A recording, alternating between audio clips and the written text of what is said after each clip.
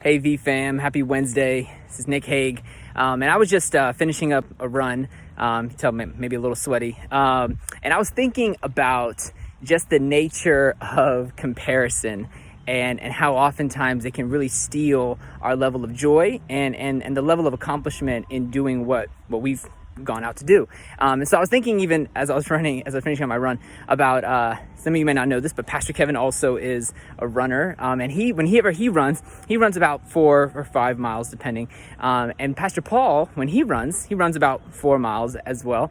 And so if I was basing my level of accomplishment or my level of success based on their merits, I'd be really frustrated and really disappointed. I may not run again.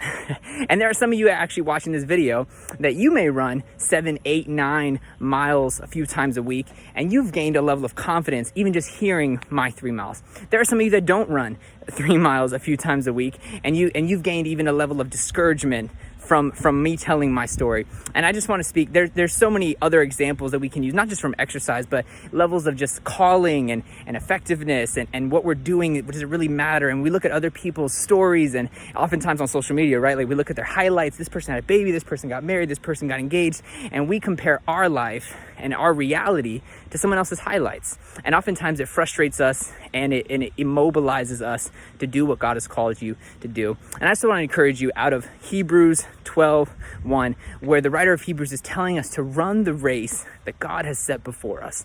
And so you need to run the race that God has set before you. I need to run the race that God has set before me. And that scripture also talks about sometimes the stuff, the sin, the things in our life that can easily weigh us down and entangle us. They can hinder our progress. And oftentimes those things come from comparison. That if I'm comparing myself to other people in my life, I could find a million reasons to gain some confidence and a million reasons to get really frustrated and insecure about myself. But when I run the race that God has set before me, when I look to Jesus and when I look to what He's calling me to do today, in my space, in my family, in my work environment, in my calling, I can gain a level of confidence, not from comparing myself to somebody else, which is so inadequate, but comparing myself to what God has called me to do. So I just want to encourage you for that, VFam.